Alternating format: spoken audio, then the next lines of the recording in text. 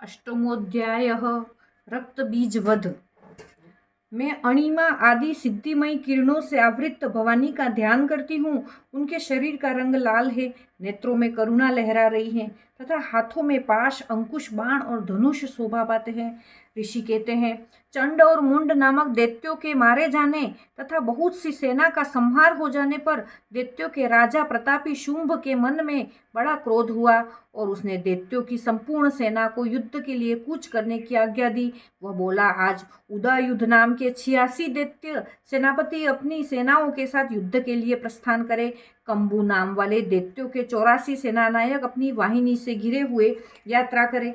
50 कोटि वीर्य कुल के और 100 धूम्र कुल के असुर सेनापति मेरी आज्ञा से सेना सहित कूच करे। कालक, दोरद, मौर्य, कालकेय असुर भी युद्ध के लिए तैयार हो मेरी आज्ञा से तुरंत प्रस्थान करे। भगवान भयानक शासन करने वाला असुरराज शुंभ इस प्रकार आज्ञा दे सहस्त्रों बड़ी बड़ी सेनाओं के साथ युद्ध के लिए प्रस्थित हुआ। उसकी अत्यंत भयंकर सेना आती देख चंडिका ने अपने धनुष की टंकार से पृथ्वी और आकाश के बीच का भाग गुंजा दिया। राजन तदंतर देवी के सिंह ने भी बड़े जोर जोर से दहाड़ना आरंभ किया। फिर अंबिका ने घंटे के शब्द से उस ध्वनि को और भी बढ़ा दिया। धनुष की टंकार, सिंह की दहाड़ और घंटे की ध्वनि से संपूर्ण दिशाएं गूंज उठी। उस भयंकर शब्द से काली ने अपने विकराल मुख को और भी बढ़ा लिया तथा इस प्रकार वे विजयिनी हुई। उस तुमुल नाद को सुनकर दैत्यों की सेनाओं ने चारों ओर से आकर चंडिका देवी, सिंह तथा काली देवी को क्रोधपूर्वक घेर लिया।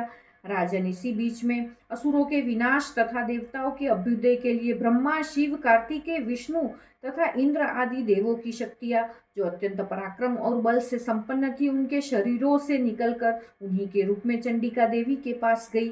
जिस देवता का जैसा रूप, जैसी वेशभूषा और जैसा वाहन है, ठीक वैसे ही साधनों से संपन्न हो उसकी शक्ति असुरों से युद्ध करने के लिए आई। सबने पहले हंस युक्त विमान पर बैठी हुई अक्षसूत्र और कमंडलू से सुशोभित ब्रह्मा जी की शक्ति उपस्थित हुई, जिसे ब्रह्माणी कहते हैं। महादेव जी की शक्ति वृषभ पर आरूढ़ हो, हाथों में श्रेष्ठ त्रिशूल धारण किए, महानाग का कंकण पहने, मस्तक में चंद्र रेखा से विभूषित हो वहां आ पहुंची। कार्तिकेय जी की शक्ति रूपा जगदम्बिका उन्हीं का रूप धारण किए श्रेष्ठ मयूर पर आरूढ़ हो, हाथ में शक्ति लिए दैत्यों से युद्ध करने के लिए आई। इसी प्रकार भगवान विष्णु की शक्ति गरुड़ पर विराजमान हो शंख, चक्र, गदा, शांग धनुष तथा खड्ग हाथ में लिए वहां आई। अनुपम यज्ञ वाराह का रूप धारण करने वाले श्री हरि की जो शक्ति है, वह भी वाराह शरीर धारण करके वहां उपस्थित हुई। नरसिंह की शक्ति भी नरसिंह के समान शरीर धारण करके वहां आई। उसकी गर्दन के बालों के झटके से आकाश के तारे बिखरे पड़ते थे। इसी प्रकार इंद्र की शक्ति वज्र हाथ में लिए गजराज एरावत पर बैठकर आई। उसके भी सहस्त्र नेत्र थे। इंद्र का जैसा रूप है वैसा ही उसका भी था। तदंतर उन देव शक्तियों से घिरे हुए महादेव जी ने चंडिका से कहा, मेरी प्रसन्नता के लिए तुम शीघ्र ही इन असुरों का संहार करो।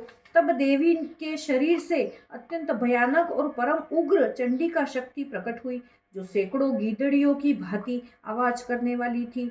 उस अपराजिता देवी ने धूमिल जटा वाले महादेव जी से कहा, भगवान, आप निंभ, शुंभ और निशुंभ के पास दूत बनकर जाइए और उन अत्यंत गर्वीले दानव शुंभ एवं निशुंभ दोनों से कहिए, साथ ही उनके अतिरिक्त भी जो दानव युद्ध के लिए वहां उपस्थित हो उनको भी यह संदेश दीजिए, दैत्यो, यदि तुम जीवित रहना चाहते हो तो पाताल को लौट जाओ, इंद्र को त्रिलोकी का राज्य मिल जाए और देवता यज्ञ भाग का उपभोग करे।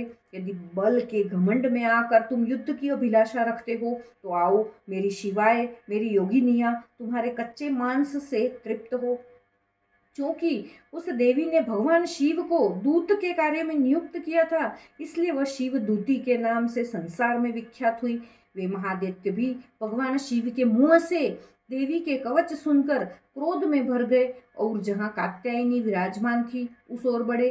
तदंतर वे दैत्य अमर्ष में भरकर पहले ही देवी के ऊपर बाण, शक्ति और रिष्टि आदि अस्त्रों की वृष्टि करने लगे। तब देवी ने भी खेल खेल में ही धनुष की टंकार की और उससे छोड़े हुए बड़े बड़े बाणों द्वारा दैत्यों के चलाए हुए बाण, शूल, शक्ति और फरसों को काट डाला। फिर काली उनके आगे होकर शत्रुओं को शूल के प्रहार से विदीर्ण करने लगी और खटवांग से उनका कचूमर निकालती हुई रणभूमि में विचरने लगी।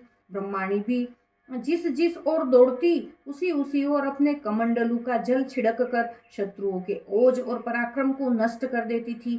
माहेश्वरी ने त्रिशूल से तथा वैष्णवी ने चक्र से और अत्यंत क्रोध में भरी हुई कुमार कार्तिकेय की शक्ति ने शक्ति से दैत्यों का संहार आरंभ किया। इंद्र शक्ति के वज्र प्रहार से विदीर्ण हो सैकड़ों दैत्य दानव रक्त की धारा बहाते हुए पृथ्वी पर सो गए।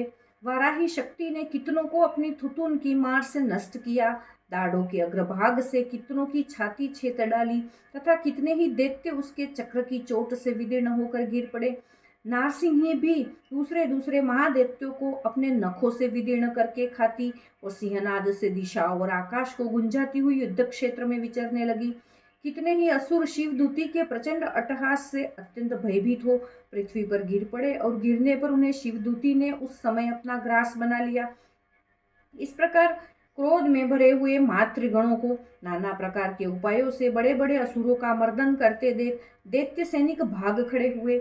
मातृगणों से पीड़ित दैत्यों को युद्ध में भागते देख रक्तबीज नामक महादैत्य क्रोध में भरकर युद्ध करने के लिए आया। उसके शरीर से जब रक्त की बूंद पृथ्वी पर गिरती तब उसी के समान शक्तिशाली एक दूसरा महादैत्य पृथ्वी पर पैदा हो जाता। महासुर रक्त बीज हाथ में गदा लेकर इंद्र शक्ति के साथ युद्ध करने लगा।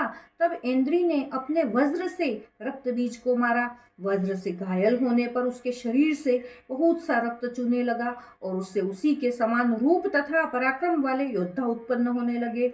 उसके शरीर से रक्त की जितनी बूंदें गिरी उतने ही पुरुष उत्पन्न हो गए। वे सब रक्त बीज के समान ही वीर्यवान, बलवान और पराक्रमी थे। वे रक्त से उत्पन्न होने वाले पुरुष भी अत्यंत भयंकर अस्त्र और शस्त्रों का प्रहार करते हुए वहां मातृगणों के साथ घोर युद्ध करने लगे। पुनः वज्र के प्रहार से जब उसका मस्तक घायल हुआ तब रक्त बहने लगा और उससे हजारों पुरुष उत्पन्न हो गए। वैष्णवी ने युद्ध में रक्तबीज पर चक्र का प्रहार किया तथा इंद्री ने उस दैत्य सेनापति को गदा से चोट पहुंचाई। वैष्णवी के चक्र से घायल होने पर उसके शरीर से जो रक्त बहा और उससे जो उसी के बराबर आकार वाले सहस्त्रों महादैत्य प्रकट हुए उनके द्वारा संपूर्ण जगत व्याप्त हो गया।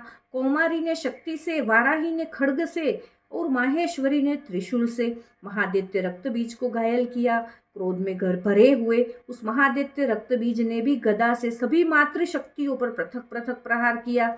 शक्ति और शूल आदि से अनेक बार घायल होने पर जो उसके शरीर से रक्त की धारा पृथ्वी पर गिरी उससे भी निश्चित ही सैकड़ों असुर उत्पन्न हुए। इस प्रकार उस महादैत्य के रक्त से प्रकट हुए असुरों द्वारा संपूर्ण जगत व्याप्त हो गया। इससे उन देवताओं को बड़ा भय हुआ। देवताओं को उदास देख चंडिका ने काली से शीघ्रतापूर्वक कहा, चामुंडे, तुम अपना मुख और भी फैलाओ तथा मेरे शस्त्रपात से गिरने वाले रक्त बिंदुओं और उनसे उत्पन्न होने वाले महादैत्यों को तुम अपने इस उतावले मुख से खा जाओ। इस प्रकार रक्त से उत्पन्न होने वाले महादैत्यों का भक्षण करती हुई तुम रण में विचरती रहो। ऐसा करने से उस दैत्य का सारा रक्त क्षीण हो जाने पर वह स्वयं भी नष्ट हो जाएगा। उन भयंकर दैत्यों को जब तुम खा जाओगी तब दूसरे नए दैत्य उत्पन्न नहीं हो सकेंगे। काली से यो कह करके चंडिका देवी ने शूल से रक्तबीज को मारा और काली ने अपने मुख में उसका रक्त ले लिया। तब उसने वहां चंडिका पर गदा से प्रहार किया, किंतु उस गदापात ने देवी को तनिक भी वेदना नहीं पहुंचाई। रक्तबीज के घायल शरीर से बहुत सा रक्त गिरा, किंतु जो ही वह गिरा त्यों ही चामुंडा ने उसे अपने मुख में ले लिया। रक्त गिरने से काली के मुख में जो महादैत्य उत्पन्न हुए उन्हें भी वह चट कर गई और उसने रक्तबीज का रक्त भी पी लिया। तदंतर देवी ने रक्तबीज को, जिसका रक्त चामुंडा ने पी लिया था, वज्र, बाण, खड्ग, रिष्टि आदि से मार डाला। राजन, इस प्रकार शस्त्रों के समुदाय से आहत एवं रक्तहीन हुआ महादैत्य रक्तबीज पृथ्वी पर गिर पड़ा।